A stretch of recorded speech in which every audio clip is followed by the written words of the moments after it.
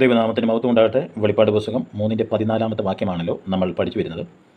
ഈ വാക്യത്തിൽ നിന്ന് നമ്മൾ 4 പോയിന്റുകൾ ഇതിനോടകം ചിന്തിച്ചു കഴിഞ്ഞു. ഇന്ന് നമ്മൾ ഒടുവിലത്തെ പോയിന്റ്, 5-ാമത്തെ കാര്യം പഠിക്കാനായിട്ട് പോകുന്നു.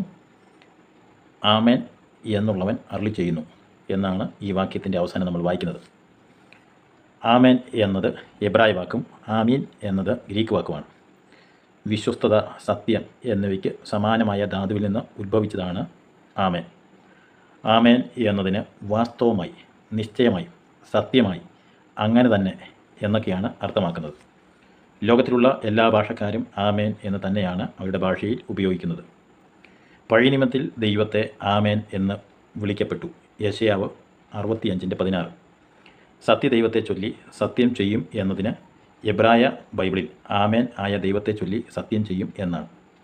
5 പുസ്തകമായി തിരിച്ച സങ്കീർത്തനത്തിൻ്റെ എല്ലാ അവസാന സങ്കീർത്തനത്തിലും ആമേൻ എന്ന് ചേർത്തിട്ടുണ്ട്. സങ്കീർത്തനം 41:13, 72:19, 89:52, 106:48. ഇരമ്യാവ് 28:6 ആമേൻ യഹോവ അങ്ങനെ ചെയ്യട്ടെ എന്ന് നമ്മൾ കാണുന്നു. പുതിയ നിയമത്തിൽ യേശു ക്രിസ്തു തൻ്റെ പ്രഖ്യാപനങ്ങൾക്ക് ആധികാരികത നൽകുവാൻ ആമേൻ എന്ന് ആവർത്തിച്ച് ഉപയോഗിച്ചിട്ടുണ്ട്.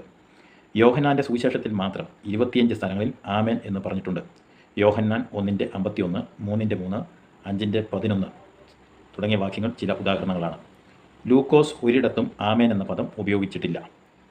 മത്തായിയും മർക്കോസും ആമേൻ എന്നതിന് സമാന്തരമായി സത്യമായിട്ട് എന്ന പദം ഉപയോഗിച്ചിട്ടുണ്ട്. മത്തായി സുവിശേഷം 16:28, മർക്കോസ് 9:1. ലേഖനത്തിൽ പൗലോസ് 1 കൊരിന്ത്യർ ലേഖനം 14:16 ആമേൻ എന്ന പദം ഉപയോഗിച്ചിട്ടുണ്ട്. പ്രാർത്ഥനാനന്തരം ആമേൻ പറയുന്ന രീതി യഹൂദന്മാരുടെ ഇടയിൽ ഉണ്ടായിരുന്നു. 1 ദിനവൃത്താന്തം 16:36, നെഹമ്യാവ് 5:13, 8:6, സങ്കീർത്തനം 106:48. ഇതേ രീതി തന്നെ പെന്തക്കോസ്ത് നാളിലും ആദിമസഭയിലും തുടർന്നു വന്നു. ആ കാലത്ത് ഇടിമുഴക്കം പോലെ ആമേൻ പറഞ്ഞു വന്നു എന്നാണ് സഭാപിതാവായ ജെറോം പ്രസ്താവിച്ചിട്ടുള്ളത്. 1 കൊരിന്ത്യർ ലേഖനം 14:16. ആത്മസ്നാനം പ്രാപിച്ച ഒരു വിശ്വാസി അന്യഭാഷയിൽ പ്രാർത്ഥിച്ചാൽ അന്യഭാഷ പറയാത്ത വിശ്വാസി, അതായത് ആത്മവരമില്ലാത്തവൻ, മിക്കവാറും പുതിയ വിശ്വാസിയോ അന്യഭാഷയ്ക്ക് താല്പര്യമുള്ള വിശ്വാസിയോ ആകാം, ആത്മാവിലുള്ള പ്രാർത്ഥനയിൽ പങ്കുചേരുവാനും ആമേൻ പറയുവാനും സാധ്യമല്ല. 2 കൊരിന്ത്യർ ലേഖനം 1:20. ദൈവത്തിൻ്റെ വാഗ്ദത്തങ്ങൾ അനവധിയാണ്. നമ്മൾ ആ വാക്യത്തിൻ്റെ ഒടുവിലേക്ക് വരുമ്പോൾ ദൈവത്തിന് മഹത്വം ഉണ്ടാകുമാറ് അവനിൽ ആമേൻ എന്ന് തന്നെ. വെളിപ്പാട് പുസ്തകം 3:14 ക്രിസ്തുവിൻ്റെ ഉപനാമം ആമേൻ എന്ന് പ്രസ്താവിച്ചിരിക്കുന്നു.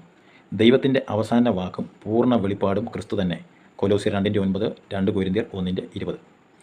ഈ വചനങ്ങളാൽ ദൈവം നമ്മെ സഹായിക്കട്ടെ. നാളെ നമുക്ക് വെളിപ്പാട് പുസ്തകം 3:15-16 വാക്യങ്ങൾ പഠനത്തിന് വിധേയമാക്കാം. Thank you.